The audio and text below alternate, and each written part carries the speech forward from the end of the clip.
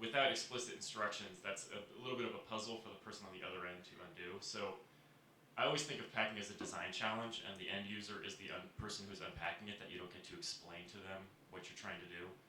So it's sort of a mix of Occam's razor, right? Less is more. As few moving parts, as few things that come out are better. But work with industry conventions as well.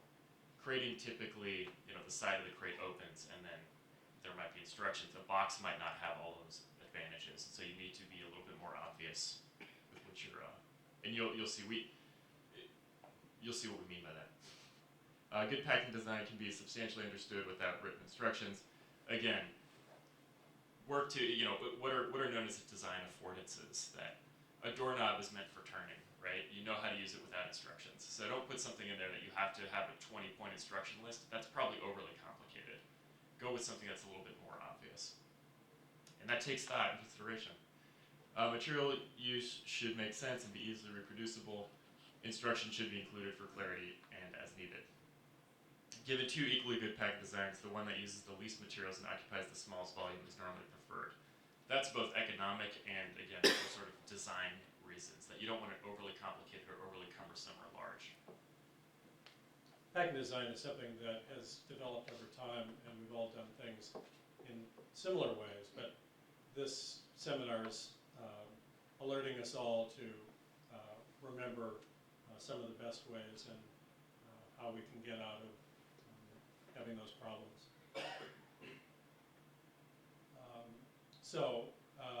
Just the things that we all know, we haven't had the right boxes.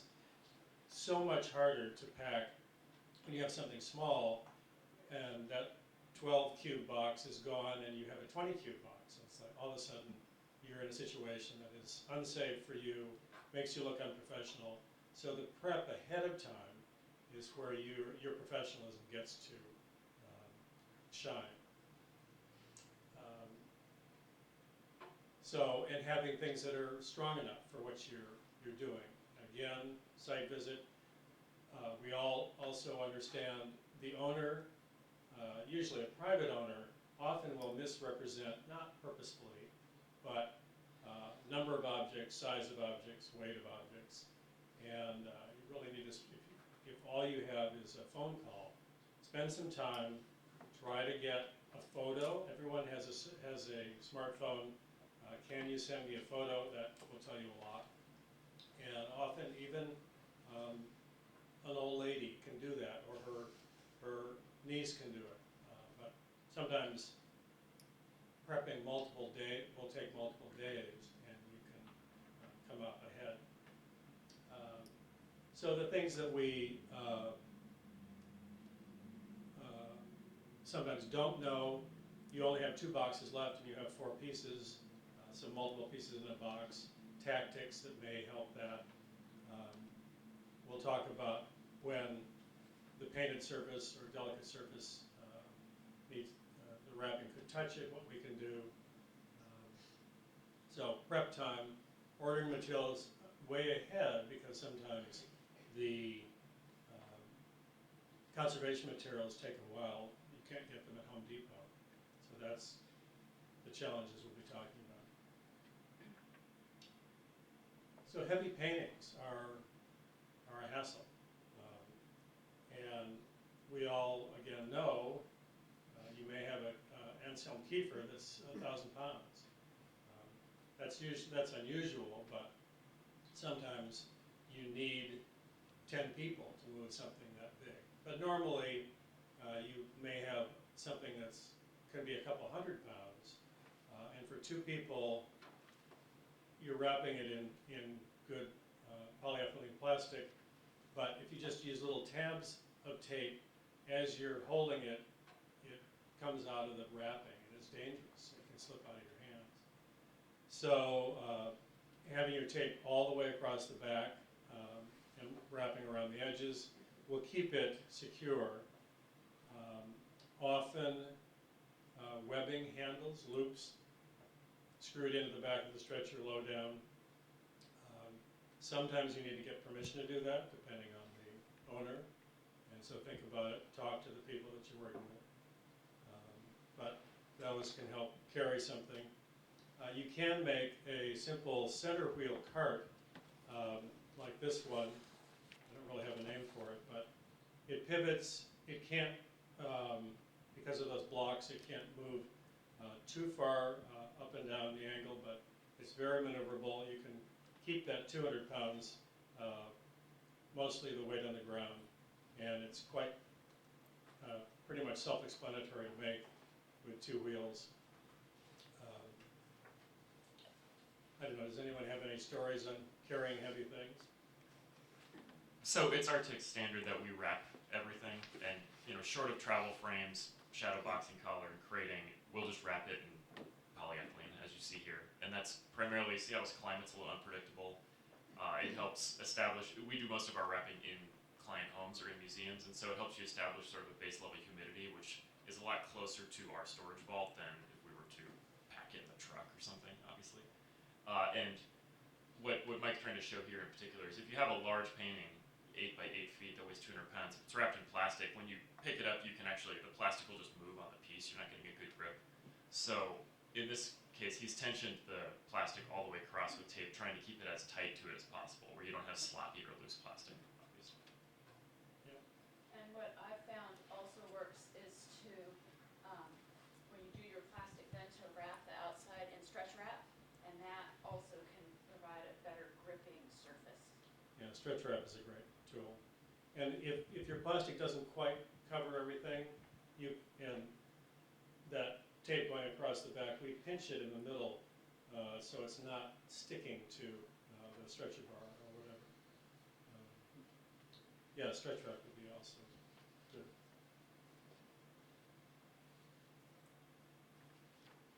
Handles, this is some objects in, probably on a pallet. But this just shows the handle. And using pine to reinforce, so screws are going through the front pine, through the cardboard, and into the back piece of pine. And this was, despite how it looks, it was built in the field. That the Pioneer is basically functioning as a large washer. The cardboard is not holding the screws. The screws are connecting pine to pine through that cardboard. But they are, in fact, load-bearing. And that, I think there's 4 handles on this pallet total, but that there's some stone objects in there, and there's no, it's quite sturdy if you pick it up. And, speaking sort of to the design aspect of this is a soft pack for local transport, but leaving the top clear is another indication to those handling it of how it might need to be handled.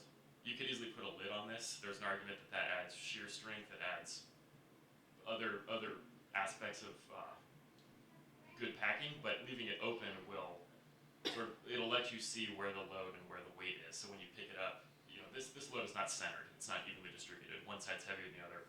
And those are the little sort of design affordances I'm talking about. Just offer more information when possible.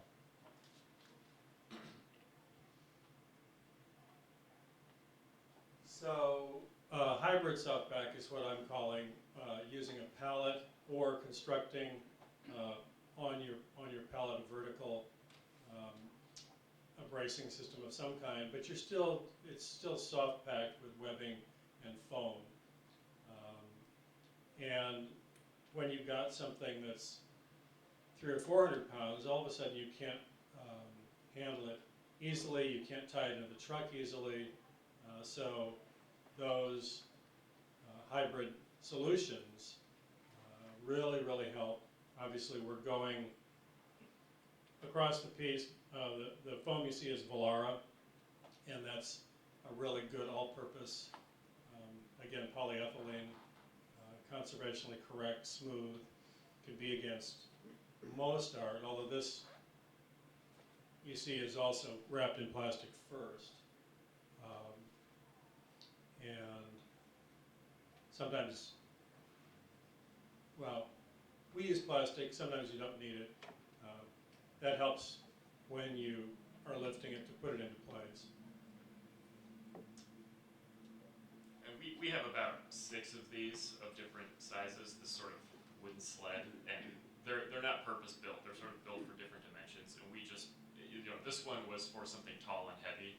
You can move them with refrigerator dollars, you can tie them into the truck, and because they're sort of sacrificial, you know, we'll just screw webbing to them or introduce bats to them and hack away at them, use them for a few years, and at that point they might be so perforated we'll throw them away. But Yeah, I think the one on the right was without those outside braces, and then those were added later for a particular piece because of weight or something. Okay. The one on the right brings up, I recently built something like that and decided to put the lower supports kicked out a little bit for more stability, the wooden rock. Yeah. And then when the truck shows up, they can't tie it into the wall. So it's, without bumping out the top. So just something to think about. right, and I think that's actually why these pine braces were added on the front here, was that the back of it would go to the truck wall, and you don't want to tie around the object directly, and so you can tie around the pine on the outside. But yeah, again, think through the whole handling, as you know, you don't want to wind up with something that solves your solution right here, and then the next stage doesn't work for. And it's harder when you're an independent and don't have a shop in your back room. It's just, you can't do it quite as quickly.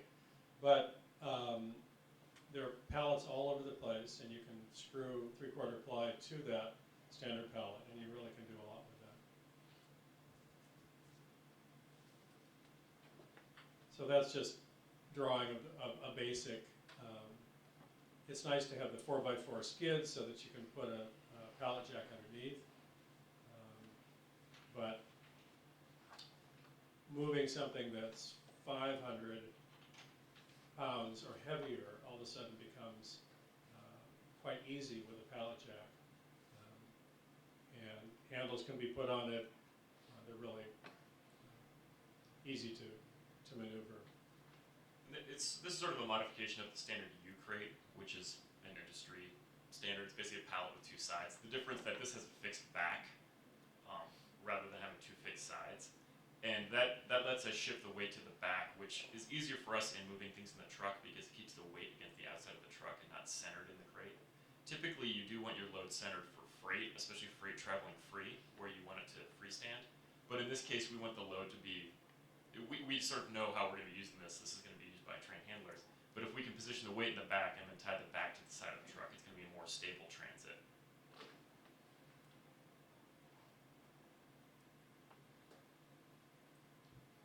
Stretch wrap is something that, again, it's having things ahead of time is helpful because, although you probably could get stretch wrap at Home Depot. But, we love Washington packaging. We've used them for decades. There are many other good packing supplies, but a lot of what we use comes from them.